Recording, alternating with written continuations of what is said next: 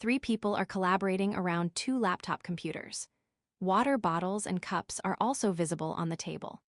Figure 6, One Marketing Research provides companies with data-driven insights that allow for deep understanding of their customers in order to develop products and services that meet those customers' needs. Credit, Modification of Work, Workshop. Biodiversity Data Mobilization, Day 3 by Maheva Bagard Lawson /GBIF Flickr, CC by 20. Chapter Outline. 6. One Marketing Research and Big Data. 6.2 Sources of Marketing Information. 6.3 Steps in a Successful Marketing Research Plan. 6.4 Ethical Issues in Marketing Research. When you think of Lego, you may imagine a child building a spaceship or castle, but Lego wanted to learn more about how children are encouraged or discouraged to play with its bricks. In 2021, Lego launched a research study of close to 7,000 parents and children aged 6 to 14 years old in 7 countries to determine how gender stereotypes influence play in creative activities. During this study, Lego learned that girls are more open to bending gender roles than boys, but that parents have learned to stereotype some careers as being gender-specific. Additionally, parents are more likely to encourage girls to play dress-up, 83% for girls, 17% for boys, dance, 81% for girls, 15% for boys, and bake, 80% for girls, 20% for boys, while they suggest computer coding, 71% for boys, 29% for girls, and sports for boys, 76% for boys, 24% for girls. Due to these findings, Lego initiated its Ready for Girls campaign. The data compiled in this study allowed Lego to take a step forward in helping to break down some gender norms when it comes to its product.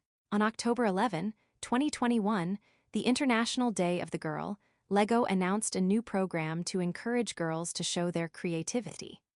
Get the World Ready for Me was launched with a 10-step guide to collect information about how girls are engaging with Lego. Due to this program, Lego has launched a campaign of stories about how girls are involved with imagination and creativity.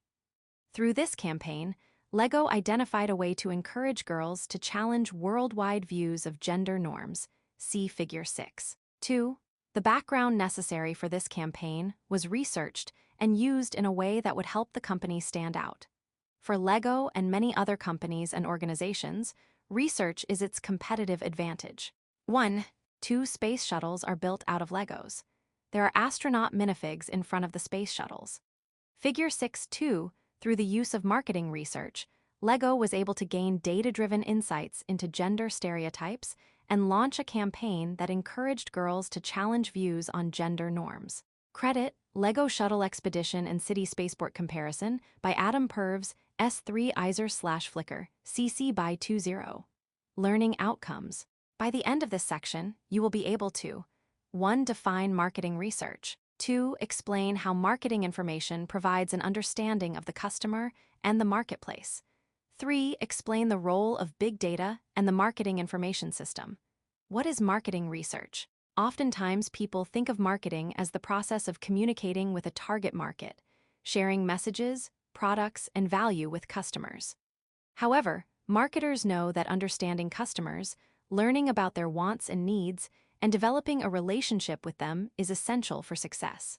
Marketing research allows marketers to listen and assess the needs of the market, to understand what's missing and how to reduce those gaps from their customers, target markets, and prospective clients.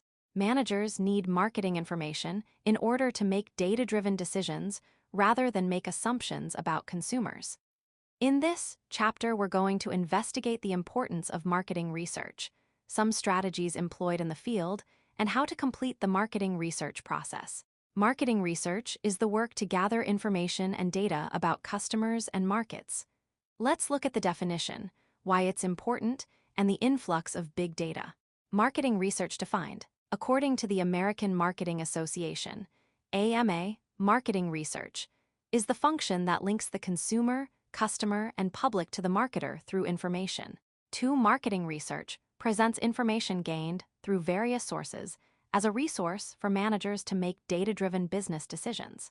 Additionally, the AMA states that marketing research specifies the information required to address these issues, designs the method for collecting information, manages and implements the data collection process, analyzes the results, and communicates the findings and their implications. 3. The importance of marketing information. Marketing information, also known as business intelligence, competitive intelligence, or marketing intelligence, is information about the market that helps to identify opportunities in the market. This information helps to determine a company's strengths and weaknesses, while also evaluating the external environment's opportunities and threats. Ideas generated through analysis of marketing information support business decision-making from a long-term strategic approach to smaller issues at a tactical level. Marketing information is essential for a company or organization to stay competitive and also meet the customer's needs. As referenced above, LEGO used marketing research to gather information about how children use its product, but also how parents felt about opportunities for their children. Universities and colleges use information gathered through marketing research to build next year's recruitment materials by asking students their perceptions of the previous year's items. Additionally, a fast food restaurant might conduct an analysis of the time of day each of its items are more likely to be purchased.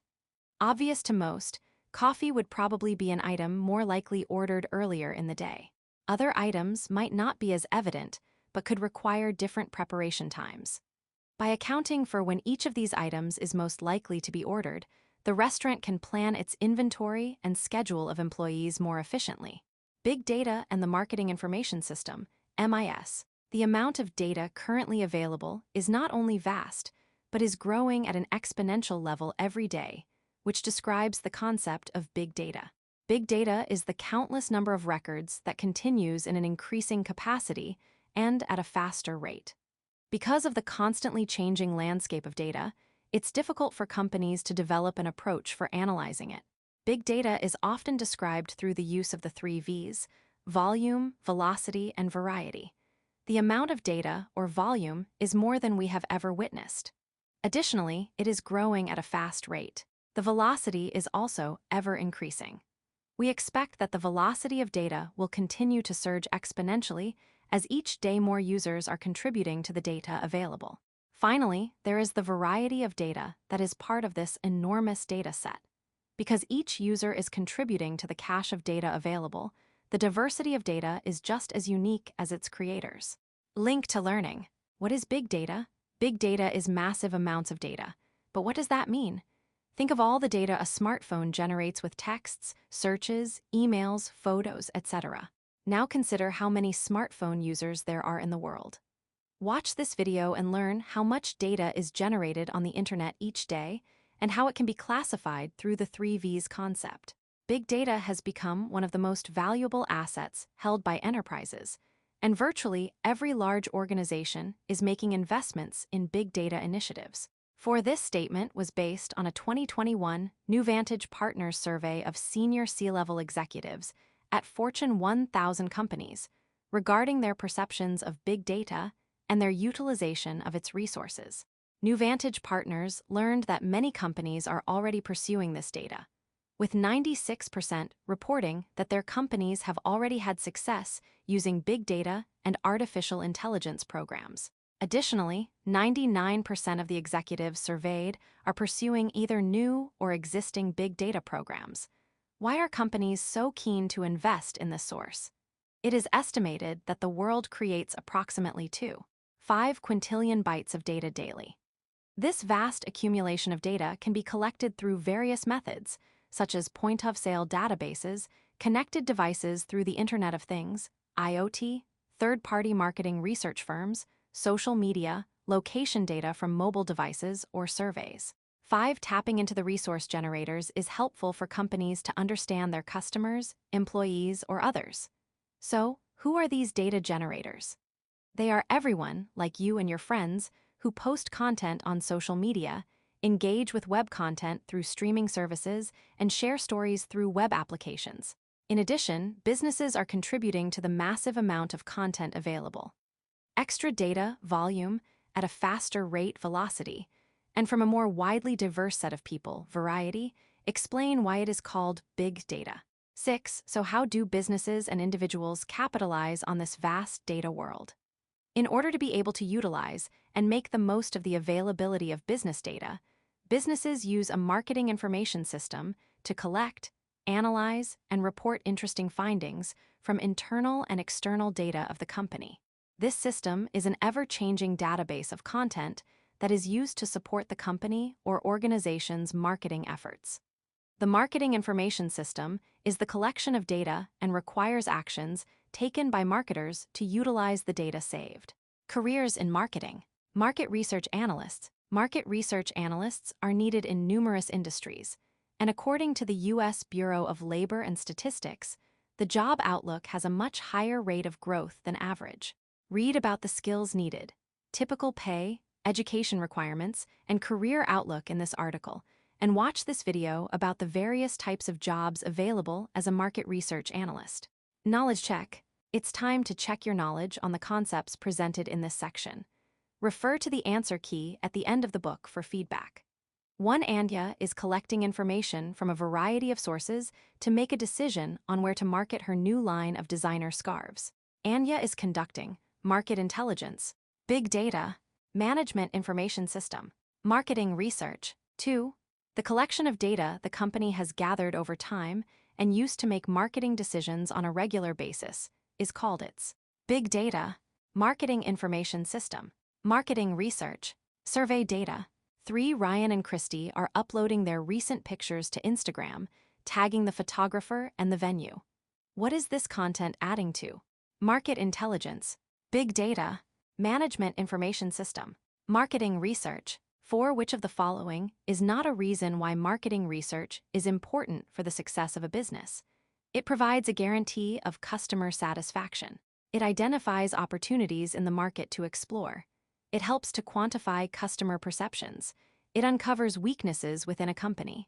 5. Which of the following would not be considered marketing research? Analyzing the product purchases of current customers, measuring the number of reactions to a social media post, examining a competitor's database of information, surveying potential employees about why they are interested in working for a company. Learning outcomes. By the end of this section, you will be able to 1. Identify sources of marketing information. 2. Describe the different categories of marketing information. Identify sources of marketing information. Data, as mentioned in the first section of this chapter, comes from a variety of sources. In this section, we'll investigate the sources of important marketing information and how these resources can be accessed to meet the needs of the institution. Online resources such as company websites, journal databases, and e-commerce locations could provide valuable resources to someone opening a new business. For instance, if a new product is to be sold, some companies will review competitors' websites to glean information about comparable pricing before setting their price. The sources identified are closely aligned with the category of information and are described below. Describe the different categories of marketing information. Marketing information can be derived from many sources. We will review 3 types in this section: internal data, external data, and competitive intelligence, and further explain other types of data in the next section. External and internal data both have unique qualities that make them essential for businesses to utilize. Additionally, competitive intelligence refers to specific types of data that must be examined to further the company or organization's continued success and effectiveness. External data and databases. External data is data that originates from outside the organization.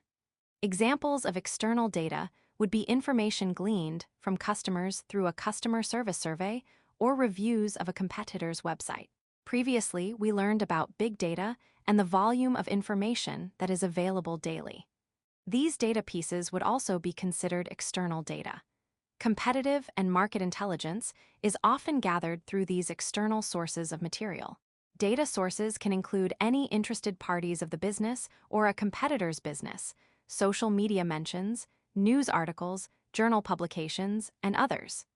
The only limitation of collecting external data is financial. Not all sources of information are free, and the time spent to collect these insights is also a valuable commodity, as time is money. Once external information is collected and available for those within the institution, it can be considered internal data. Internal data and databases. Critical marketing intelligence can be data that already exists in the company's databases. This data is called internal data and gives the company a historic view of what has worked in the past, as well as identifies times when the company did not meet its goals. Internal data includes sales, promotional effectiveness, pricing, product launch information, research and development, and logistics information. Examples of internal data include the percentage of coupons redeemed, the sales volume at specific prices, the highest grossing motion picture for a production company, and even the most missed question on last unit's marketing exam. Businesses, organizations, nonprofits, and even colleges and universities use these types of data sources to make day-to-day and more comprehensive decisions. A database is a collection of related data. For instance, at the school you are currently attending, there are multiple databases, one for current students, one for alumni, and still another for faculty. Within each of these databases, there is information about that specific population. The current student database will be a list of all students who are enrolled in courses this term, with additional information such as what courses they are enrolled in, any past enrollments, grades earned, major, hometown, and academic advisor's name. Competitive intelligence. Marketing research can be conducted on every aspect of business and marketing. Understanding the competition and its strengths and weaknesses through an analysis of the industry and competing forces gives a company a competitive edge. Competitive intelligence is the collection of that information from the marketplace. A company's position must be examined to determine if it matches with the needs of the customers. This competitive intelligence may be related to any of the marketing mix elements: product, price, distribution, or promotion. Checking prices of competitors' products to make sure a company's pricing is competitive. Conducting a promotional audit to verify reach of the messages, or examining the competitive industry's distribution channels may allow the company to identify a new location, and all help to make the company more educated on future decisions. When in a competitive space, why do customers choose the competitor over the company's products? Marketing research can come in many forms and helps managers to make data-driven decisions. Once this data is collected, it becomes part of the business or organization's internal data cache. Knowledge check. It's time to check your knowledge on the concepts presented in this section. Refer to the answer key at the end of the book for feedback. 1. Which of the following is a source for external information? Sales receipts of your company's most popular product. Employee salaries. Comments received from a customer service survey. Company's website content. 2. Zinn wants to determine the best price for a new product. What source of data would be the most appropriate to use? Price of a competitor's products. Inventory expenses. Journal articles. Online news site. 3. Which of the following is not a source of marketing information? Journal articles. Social media posts. Experiments. Marketing information systems. 4. Which of the following would be a good source of competitive intelligence? Experiments. Product sales of a company's products. Consumer responses to a poll on a company's new products. Competitor's website. 5. Critical data that already exists within a company's databases is called big data, internal data, external data, competitive data. Learning outcomes. By the end of this section, you will be able to 1. Identify and describe the steps in a marketing research plan. 2. Discuss the different types of data research.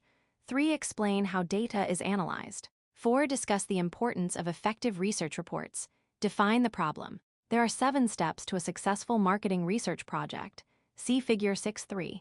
Each step will be explained as we investigate how a marketing research project is conducted. The 7 steps to a successful market research project are: 1. Define the problem. 2. Develop the research plan. 3. Select the data collection method. 4. Design the sample. 5. Collect the data. 6. Analyze and interpret the data. And 7. Prepare the research report. Figure 6.3. The Marketing Research Plan, Attribution. Copyright Rice University, OpenStax, under CC by 40 license. The first step, defining the problem, is often a realization that more information is needed in order to make a data-driven decision. Problem definition is the realization that there is an issue that needs to be addressed. An entrepreneur may be interested in opening a small business, but must first define the problem that is to be investigated. A marketing research problem in this example is to discover the needs of the community and also to identify a potentially successful business venture. Many times, researchers define a research question or objectives in this first step. Objectives of this research study could include: identify a new business that would be successful in the community in question, determine the size and composition of a target market for the business venture, and collect any relevant primary and secondary data that would support such a venture. At this point, the definition of the problem may be: why are cat owners not buying our new cat toy subscription service? Additionally, during this first step, we would want to investigate our target population for research. This is similar to a target market, as it is the group that comprises the population of interest for the study. In order to have a successful research outcome, the researcher should start with an understanding of the problem in the current situational environment. Develop the research plan. Step 2 is to develop the research plan. What type of research is necessary to meet the established objectives of the first step? How will this data be collected? Additionally, what is the time frame of the research and budget to consider? If you must have information in the next week, a different plan would be implemented than in a situation where several months were allowed. These are issues that a researcher should address in order to meet the needs identified. Research is often classified as coming from one of two types of data: primary and secondary. Primary data is unique information that is collected by the specific researcher with the current project in mind. This type of research doesn't currently exist until it is pulled together for the project. Examples of primary data collection include survey, observation, experiment, or focus group data that is gathered for the current project. Secondary data is any research that was completed for another purpose, but can be used to help inform the research process. Secondary data comes in many forms and includes census data, journal articles, previously collected survey or focus group data of related topics, and compiled company data. Secondary data may be internal, such as the company's sales records for a previous quarter, or external, such as an industry report of all related product sales. Syndicated data, a type of external secondary data, is available through subscription services and is utilized by many marketers. As you can see in Table 6, 1. Primary and secondary data features are often opposite. The positive aspects of primary data are the negative side of secondary data. Strengths, weaknesses. Primary data can be structured to be exactly what is needed, under complete control of researchers. Timely. Current data, expensive to implement, takes time to compile, may not be generalizable beyond specific research question. Secondary data, generally inexpensive or free, can be accessed quickly, available through a variety of sources, may not match required parameters, can be outdated, same data accessible by competitors. Table 6. 1. The strengths and weaknesses of primary and secondary data. There are 4 research types that can be used: exploratory, descriptive, experimental, and ethnographic research designs. See Figure 6.4. Each type has specific formats of data that can be collected. Qualitative research can be shared through words, descriptions, and open-ended comments. Qualitative data gives context but cannot be reduced to a statistic. Qualitative data examples are categorical and include case studies, diary accounts, interviews, focus groups, and open-ended surveys. By comparison, quantitative data is data that can be reduced to number of responses. The number of responses to each answer on a multiple-choice question is quantitative data. Quantitative data is numerical and includes things like age, income, group size, and height. The 4 research types are exploratory or qualitative, descriptive or quantitative, experimental or causal, and ethnographic. Exploratory is research conducted that is more general to learn more about the industry or market.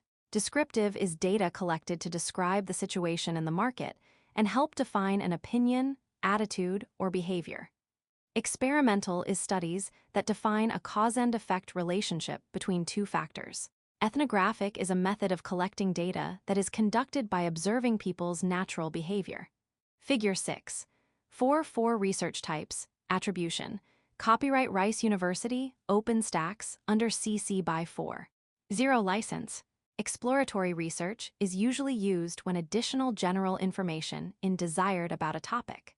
When in the initial steps of a new project, understanding the landscape is essential, so exploratory research helps the researcher to learn more about the general nature of the industry. Exploratory research can be collected through focus groups, interviews, and review of secondary data. When examining an exploratory research design, the best use is when your company hopes to collect data that is generally qualitative in nature. 7. For instance, if a company is considering a new service for registered users, but is not quite sure how well the new service will be received or wants to gain clarity of exactly how customers may use a future service, the company can host a focus group. Focus groups and interviews will be examined later in the chapter. The insights collected during the focus group can assist the company when designing the service, help to inform promotional campaign options, and verify that the service is going to be a viable option for the company. Descriptive research design takes a bigger step into collection of data through primary research, complemented by secondary data. Descriptive research helps explain the market situation and define an opinion, attitude, or behavior of a group of consumers, employees, or other interested groups. 8. The most common method of deploying a descriptive research design is through the use of a survey. Several types of surveys will be defined later in this chapter. Descriptive data is quantitative in nature, meaning the data can be distilled into a statistic, such as in a table or chart. Again, descriptive data is helpful in explaining the current situation. In the opening example of Lego, the company wanted to describe the situation regarding children's use of its product. In order to gather a large group of opinions, a survey was created. The data that was collected through this survey allowed the company to measure the existing perceptions of parents so that alterations could be made to future plans for the company. Experimental research, also known as causal research, helps to define a cause and effect relationship between two or more factors. This type of research goes beyond a correlation to determine which feature caused the reaction. Researchers generally use some type of experimental design to determine a causal relationship. An example is A/B testing, a situation where one group of research participants, Group A, is exposed to one treatment and then compared to the Group B participants, who experience a different situation. An example might be showing two different television commercials to a panel of consumers and then measuring the difference in perception of the product. Another example would be to have two separate packaging options available in different markets. This research would answer the question, does one design sell better than the other? Comparing that to the sales in each market would be part of a causal research study. 9. The final method of collecting data is through an ethnographic design. Ethnographic research is conducted in the field by watching people interact in their natural environment. For marketing research, ethnographic designs help to identify how a product is used, what actions are included in a selection, or how the consumer interacts with the product. 10. Examples of ethnographic research would be to observe how a consumer uses a particular product, such as baking soda. Although many people buy baking soda, its uses are vast. So are they using it as a refrigerator deodorizer, a toothpaste, to polish a belt buckle, or to use in baking a cake? Select the data collection method. Data collection is the systematic gathering of information that addresses the identified problem. What is the best method to do that? Picking the right method of collecting data requires that the researcher understand the target population and the design picked in the previous step. There is no perfect method. Each method has both advantages and disadvantages, so it's essential that the researcher understand the target population of the research and the research objectives in order to pick the best option. Sometimes the data desired is best collected by watching the actions of consumers. For instance, how many cars pass a specific billboard in a day? What website led a potential customer to the company's website? When are consumers most likely to use the snack vending machines at work? What time of day has the highest traffic on a social media post? What is the most streamed television program this week? Observational research is the collecting of data based on actions taken by those observed. Many data observations do not require the researched individuals to participate in the data collection effort to be highly valuable. Some observation requires an individual to watch and record the activities of the target population through personal observations. Unobtrusive observation happens when those being observed aren't aware that they are being watched. An example of an unobtrusive observation would be to watch how shoppers interact with a new stuffed animal display by using a one-way mirror. Marketers can identify which products were handled more often while also determining which were ignored. Other methods can use technology to collect the data instead. Instances of mechanical observation include the use of vehicle recorders, which count the number of vehicles that pass a specific location. Computers can also assess the number of shoppers who enter a store, the most popular entry point for train station commuters, or the peak time for cars to park in a parking garage. When you want to get a more in-depth response from research participants, one method is to complete a one-on-one interview. One-on-one interviews allow the researcher to ask specific questions that match the respondent's unique perspective as well as follow-up questions that piggyback on responses already completed. An interview allows the researcher to have a deeper understanding of the needs of the respondent, which is another strength of this type of data collection. The downside of personal interviews is that a discussion can be very time-consuming and results in only one respondent's answers. Therefore, in order to get a large sample of respondents, the interview method may not be the most efficient method.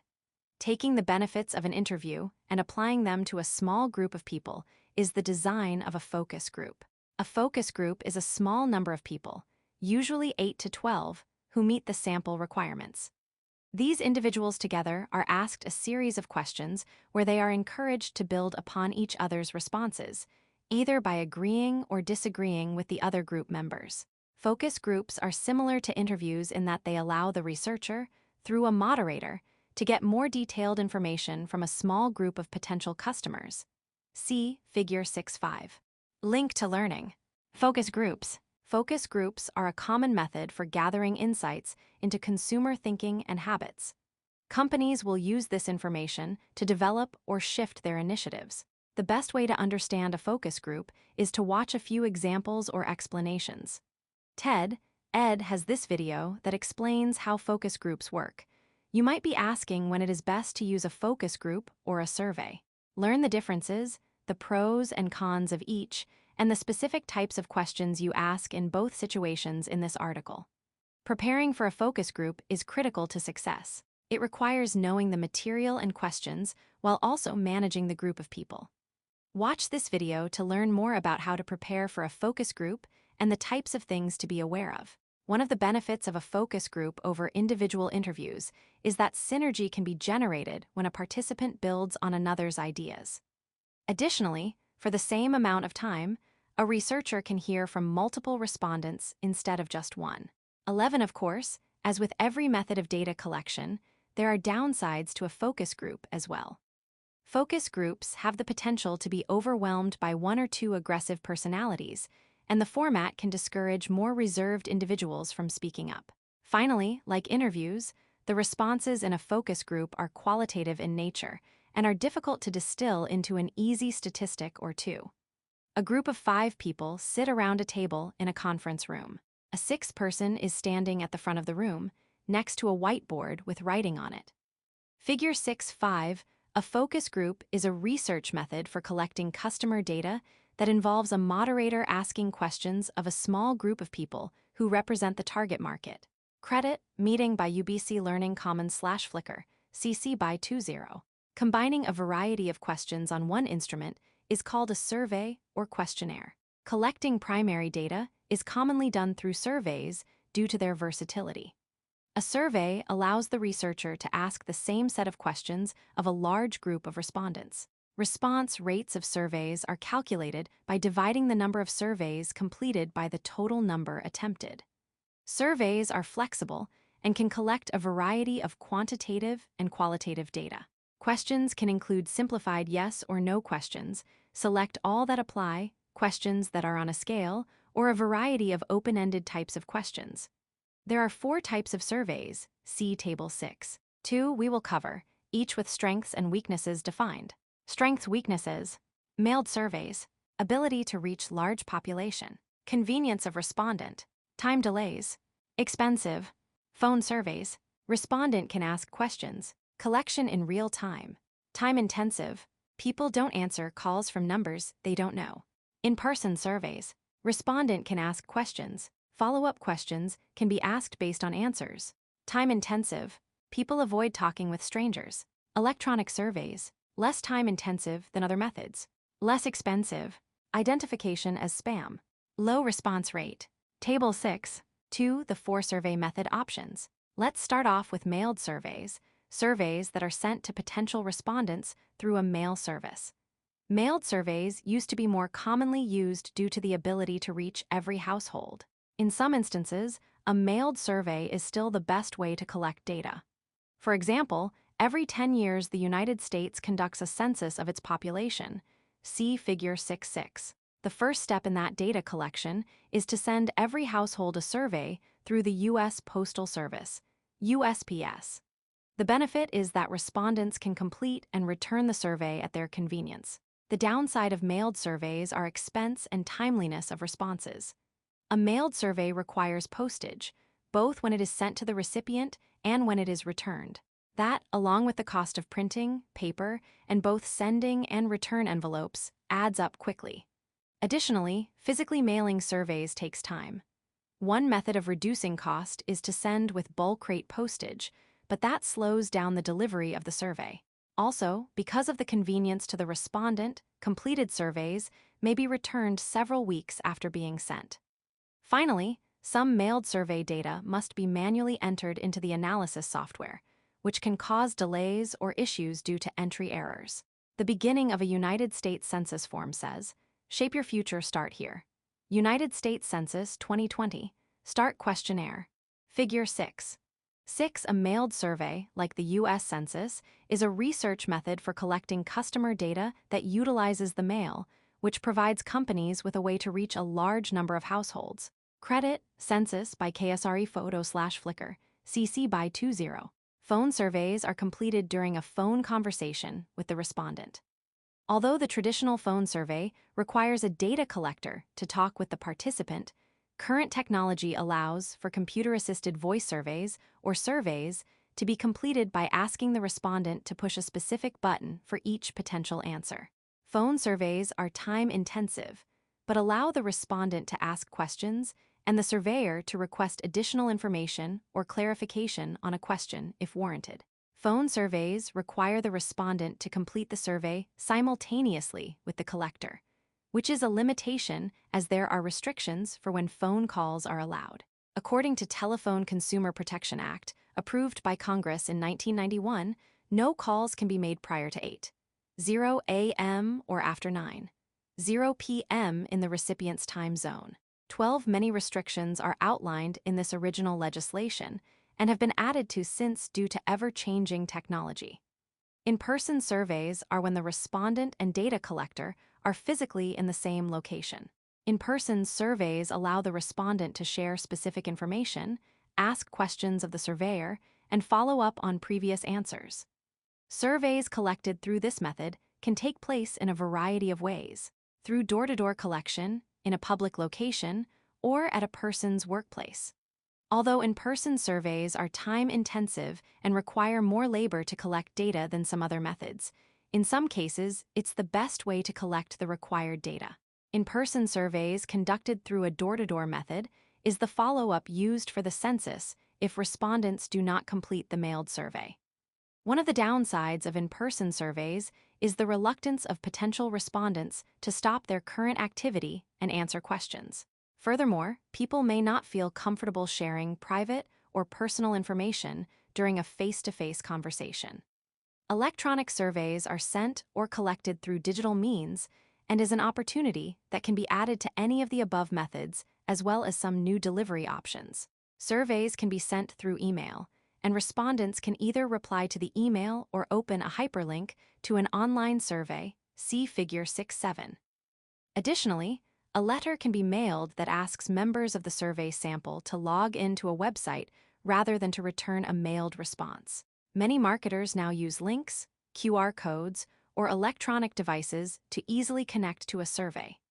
Digitally collected data has the benefit of being less time-intensive and is often a more economical way to gather and input responses than more manual methods. A survey that could take months to collect through the mail can be completed within a week through digital means. An example of a survey has the Board Game Cafe logo in the top left corner of the page. There are 3 questions shown. Question 4 is a multiple-choice question. Do you enjoy playing board games? The answer choices are yes, no, and prefer not to answer. Question 5 is an open-ended question. What is your favorite board game? There is a blank to write in an answer after the question. Question 6 is a multiple-choice question. Would you be interested in using a daily one-time fee pass to use the library, which includes board games at the Board Game Cafe?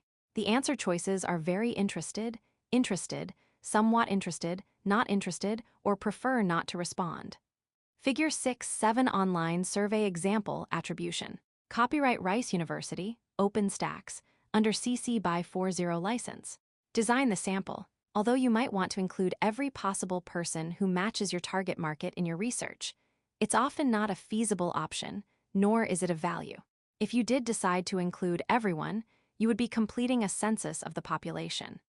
Getting everyone to participate would be time-consuming and highly expensive, so instead marketers use a sample, whereby a portion of the whole is included in the research. It's similar to the samples you might receive at the grocery store or ice cream shop. It isn't a full serving, but it does give you a good taste of what the whole would be like. So how do you know who should be included in the sample? Researchers identify parameters for their studies, called sample frames. A sample frame for one study may be college students who live on campus. For another study, it may be retired people in Dallas, Texas, or small business owners who have fewer than 10 employees. The individual entities within the sampling frame would be considered a sampling unit. A sampling unit is each individual respondent that would be considered as matching the sample frame established by the research. If a researcher wants businesses to participate in a study, then businesses would be the sampling unit in that case. The number of sampling units included in the research is the sample size. Many calculations can be conducted to indicate what the correct size of the sample should be. Issues to consider are the size of the population, the confidence level that the data represents the entire population, the ease of accessing the units in the frame, and the budget allocated for the research. There are 2 main categories of samples: probability and non-probability, see Figure 6. 8. Probability samples are those in which every member of the sample has an identified likelihood of being selected. Several probability sample methods can be utilized. One probability sampling technique is called a simple random sample, where not only does every person have an identified likelihood of being selected to be in the sample, but every person also has an equal chance of exclusion.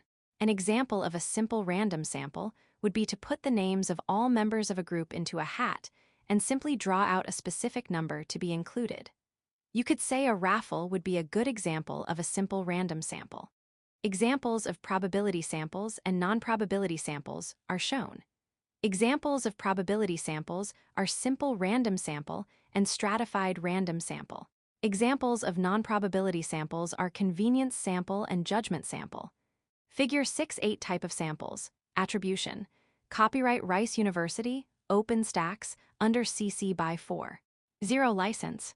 Another probability sample type is a stratified random sample, where the population is divided into groups by category, and then a random sample of each category is selected to participate. For instance, if you were conducting a study of college students from your school and wanted to make sure you had all grade levels included, you might take the names of all students and split them into different groups by grade level: freshman, sophomore, junior, and senior. Then, from those categories, you would draw names out of each of the pools, or strata. A non-probability sample is a situation in which each potential member of the sample has an unknown likelihood of being selected in the sample. Research findings that are from a non-probability sample cannot be applied beyond the sample. Several examples of non-probability sampling are available to researchers and include 2 that we will look at more closely: convenience sampling and judgment sampling. The first non-probability sampling technique is a convenience sample. Just like it sounds, a convenience sample is when the researcher finds a group through a non-scientific method by picking potential research participants in a convenient manner. An example might be to ask other students in a class you are taking to complete a survey that you are doing for a class assignment, or passing out surveys at a basketball game or theater performance. A judgment sample is a type of non-probability sample that allows the researcher to determine if they believe the individual meets the criteria set for the sample frame to complete the research. For instance, you may be interested in researching mothers, so you sit outside a toy store and ask an individual who is carrying a baby to participate. Collect the data. Now that all the plans have been established, the instrument has been created, and the group of participants has been identified, it is time to start collecting data. As explained earlier in this chapter, data collection is the process of gathering information from a variety of sources that will satisfy the research objectives defined in Step 1. Data collection can be as simple as sending out an email with a survey link enclosed, or as complex as an experiment with hundreds of consumers.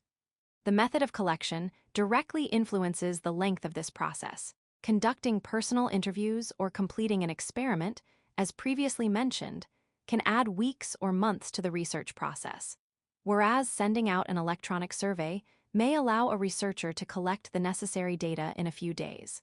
13. Analyze and interpret the data.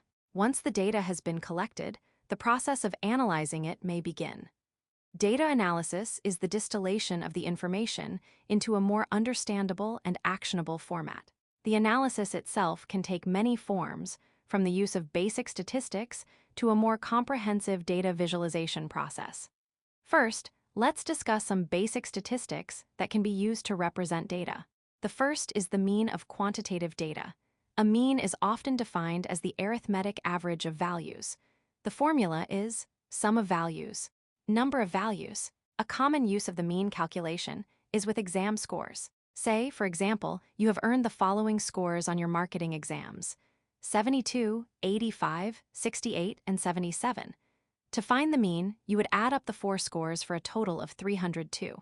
Then, in order to generate a mean, that number needs to be divided by the number of exam scores included, which is 4. The mean would be 302 divided by 4 for a mean test score of 75. 5. Understanding the mean can help to determine, with one number, the weight of a particular value. Another commonly used statistic is median. The median is often referred to as the middle number. To generate a median, all the numeric answers are placed in order, and the middle number is the median. Median is a common statistic when identifying the income level of a specific geographic region. 14, for instance, the median household income for Albuquerque, New Mexico, between 2015 and 2019 was $52,911. 15 in this case, there are just as many people with an income above the amount as there are below.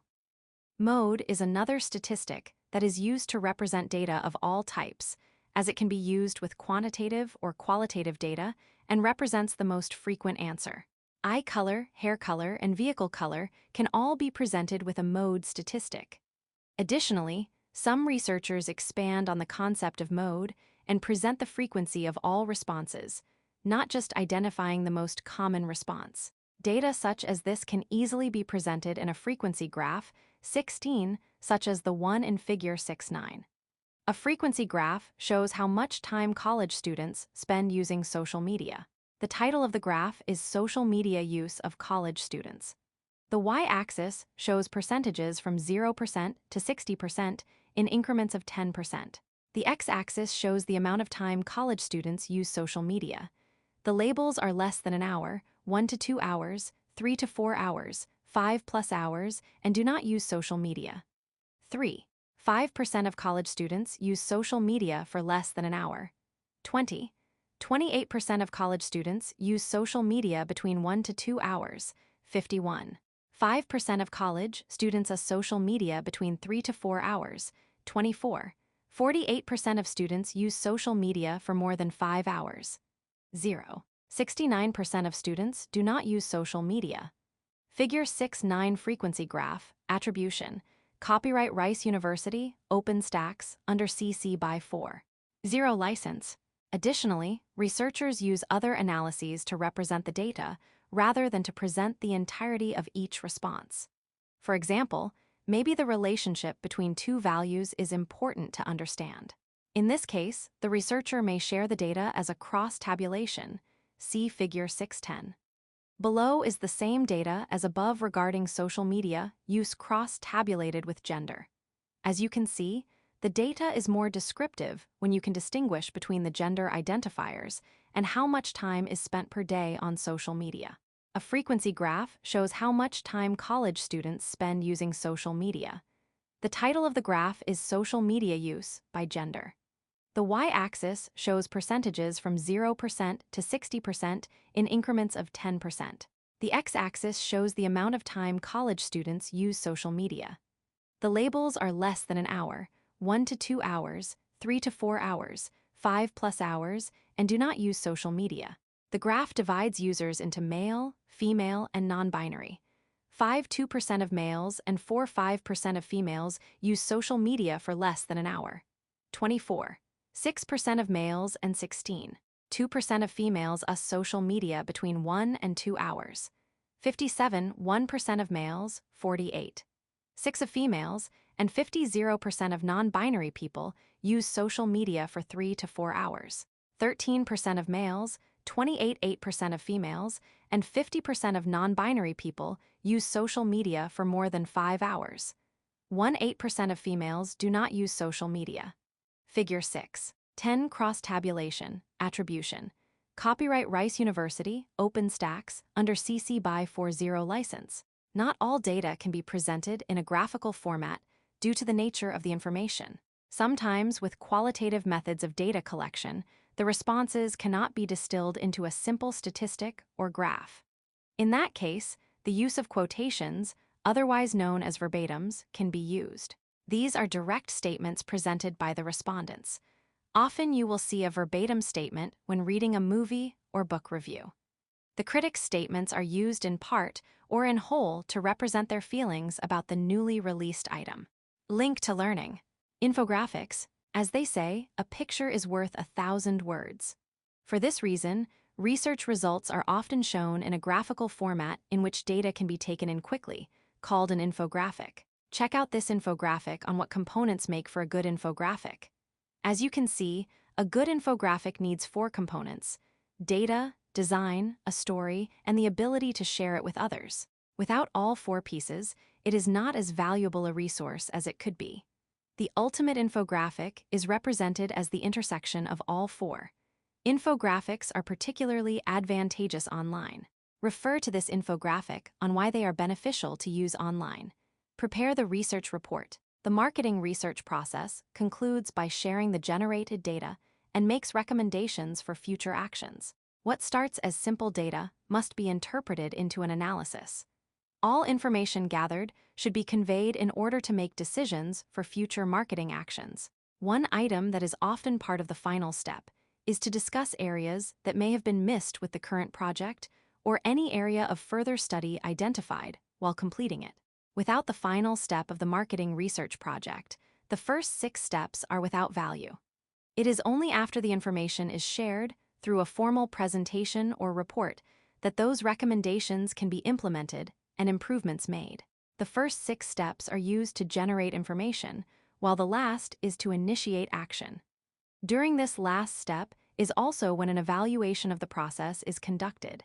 If this research were to be completed again, how would we do it differently? Did the right questions get answered with the survey questions posed to the respondents? Follow-up on some of these key questions can lead to additional research, a different study, or further analysis of data collected. Methods of quantifying marketing research. One of the ways of sharing information gained through marketing research is to quantify the research. Quantifying the research means to take a variety of data and compile into a quantity that is more easily understood. This is a simple process if you want to know how many people attended a basketball game, but if you want to quantify the number of students who made a positive comment on a questionnaire, it can be a little more complicated. Researchers have a variety of methods to collect and then share these different scores. Below are some of the most common types used in business. Awareness. Is a customer aware of a product, brand, or company? What is meant by awareness? Awareness in the context of marketing research is when a consumer is familiar with the product, brand, or company. It does not assume that the consumer has tried the product or has purchased it. Consumers are just aware. That is a measure that many businesses find valuable. There are several ways to measure awareness. For instance, the first type of awareness is unaided awareness. This type of awareness is when no prompts for a product, brand, or company are given. If you were collecting information on fast food restaurants, you might ask a respondent to list all the fast food restaurants that serve a chicken sandwich. Aided awareness would be providing a list of products, brands, or companies, and the respondent selects from the list. For instance, if you give a respondent a list of fast food restaurants and ask them to mark all the locations with a chicken sandwich, you are collecting data through an aided method. Collecting these answers helps a company determine how the business location compares to those of its competitors. 17. Customer satisfaction, CSAT. Have you ever been asked to complete a survey at the end of a purchase? Many businesses complete research on buying, returning, or other customer service processes. A customer satisfaction score, also known as CSAT, is a measure of how satisfied customers are with the product, brand, or service. A CSAT score is usually on a scale of 0 to 100%. 18. But what constitutes a good CSAT score? Although what is identified as good can vary by industry, normally anything in the range from 75 to 85 would be considered good. Of course, a number higher than 85 would be considered exceptional. 19. Customer acquisition cost, CAC, and customer effort score, CES. Other metrics often used are a customer acquisition cost, CAC, and customer effort score, CES. How much does it cost a company to gain customers? That's the purpose of calculating the customer acquisition cost. To calculate the customer acquisition cost, a company would need to total all expenses that were accrued to gain new customers. This would include any advertising, public relations, social media postings, etc. When a total cost is determined, it is divided by the number of new customers gained through this campaign. The final score to discuss is the customer effort score, also known as a CES. The CES is a survey used to measure the ease of service experience with an organization. 20 companies that are easy to work with have a better CES than a company that is notorious for being difficult. An example would be to ask a consumer about the ease of making a purchase online by incorporating a one-question survey after a purchase is confirmed. If a number of responses come back negative or slightly negative, the company will realize that it needs to investigate and develop a more user-friendly process. Knowledge check. It's time to check your knowledge on the concepts presented in this section. Refer to the answer key at the end of the book for feedback. One Sagar is completing a marketing research project and is at the stage where he must decide who will be sent the survey. What stage of the marketing research plan is Sagar currently on? Defining the problem, developing the research plan, selecting a data collection method, designing the sample. 2. A strength of mailing a survey is that you are able to send it to all households in an area. It is inexpensive. Responses are automatically loaded into the software. The data comes in quickly. 3. Bartlett is considering the different types of data that can be pulled together for a research project. Currently, they have collected journal articles, survey data, and syndicated data and completed a focus group. What type S of data have they collected? Primary data. Secondary data. Secondary and primary data. Professional data. 4. Which statistic can be used to show how many people responded to a survey question with strongly agree? Mean. Median. Mode. Frequency. 5. Why would a researcher want to use a cross-tabulation? It shows how respondents answered two variables in relation to each other and can help determine patterns by different groups of respondents. By presenting the data in the form of a picture, the information is easier for the reader to understand. It is an easy way to see how often one answer is selected by the respondents. This analysis can use to present interview or focus group data. Learning outcomes. By the end of this section, you will be able to 1. Describe ethical issues relating to marketing research. 2. Discuss ways to avoid unethical research practices. The use of deceptive practices. In marketing research, there are many potential areas of ethical concern. Each day, people share personal information on social media, through company databases, and on mobile devices. So, how do companies make sure to remain ethical in decisions when it comes to this vast amount of research data? It is essential that marketers balance the benefits of having access to this data with the privacy of and concern for all people they can impact. Too many times, we have heard about the lack of ethical decision-making when it comes to marketing research or personal data. Companies are hacked, share or sell personal information, or use promotion disguised as research. Each of these can be considered unethical. Link to learning. The Insights Association. There is an organization devoted to the support and integrity of quality marketing research. This organization, called the Insights Association, IA, protects and creates demand for the evolving insights and analytics industry by promoting the indisputable role of insights in driving business impact. 21. Having a solid understanding of ethical practices is critical for any marketing professional. Become familiar with terminology, responsibilities, enforcements, and sanctions of the IA's Code of Standards and Ethics. First, let's look at some deceptive practices that might be conducted through research. The first is representing something as research when it is really an attempt to sell a product. This is called sugging. Sugging happens when an individual identifies themselves as a researcher, collects some data, and then uses the data to suggest specific purchases. 22. According to the Insights Association Code of Marketing Research Standards, researchers should always separate selling of products from the research process. 23. Other deceptive research practices include using persuasive language to encourage a participant to select a particular answer, misrepresenting research data subjectively rather than objectively while presenting the results, and padding research data with fabricated answers in order to increase response rate or create a specific outcome. Invasion of privacy. Privacy is another concern when it comes to marketing research data. For researchers, privacy is maintaining the data of research participants discreetly and holding confidentiality. Many participants are hesitant to give out identifying information for fear that the information will leak, be tied back to them personally, or be used to steal their identity. To help respondents overcome these concerns, researchers can identify the research as being either confidential or anonymous. Confidential data is when respondents share their identifying information with the researcher, but the researcher does not share it beyond that point. In this situation, the research may need some identifier in order to match up previous information with the new content. For instance, a customer number or membership number. Anonymous data is when a respondent does not provide identifying information at all, so there is no chance of being identified. Researchers should always be careful with personal information, keeping it behind a firewall, behind a password-protected screen, or physically locked away. Breaches of confidentiality. One of the most important ethical considerations for marketing researchers is the concept of confidentiality of respondents' information. In order to have a rich data set of information, very personal information may be gathered. When a researcher uses that information in an unethical manner, it is a breach of confidentiality. Many research studies start with a statement of how the respondent's information will be used and how the researcher will maintain confidentiality.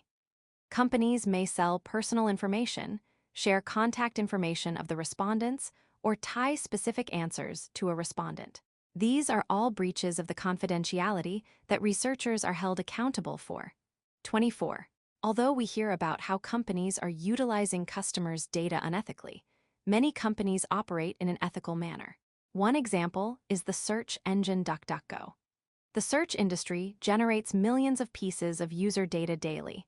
Most of the providers of searches capitalize on this data by tracking and selling this information. Alternatively, DuckDuckGo has decided not to track its users. Instead, it has built its business model on the fact that no user information is stored, ever. Ethically, DuckDuckGo offers users private searches, tracker blocking, and site encryption. In an industry that is continuously collecting and selling personal search information, DuckDuckGo is the exception. There is no concern with being hacked because no data is collected. 25. Companies with a conscience. Gallup, a word cloud shows different words related to survey concepts. The largest word in the cloud is survey. Other large words are customer, opinion, data, customer, question, marketing, and business. Figure 6.11, due to ethical concerns around market research. Companies like Gallup that specialize in market research must perform with high ethical standards in order to collect credible data so that their customers will value their work. Credit Survey by Epic Top 10, com/Flickr, CC by 20. The Gallup organization is a market research firm that specializes in understanding market sentiment. See Figure 6.11. Every year among its numerous polls, Gallup completes an assessment of the honesty and ethical approach of different professions. In the 2021 survey, nursing was the top profession regarding these two measures. 26. Gallup's research led additional findings about the state of ethics for businesses. Ethical standards need to be at the core of an organization's purpose, brand, and culture.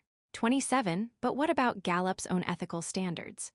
Gallup is a global analytics and advice firm that helps leaders and organizations solve their most pressing problems. 28. In order to be proficient and well-informed on the variety of topics Gallup investigates, it must hold itself and its employees to a high ethical standard. Gallup completes multiple polls and research continuously. In order to meet the high standards of its public, Gallup must perform these practices in an ethical manner. Each step of the research process is completed with diligence and intention. For those reasons, Gallup is recognized for its ethically backed data.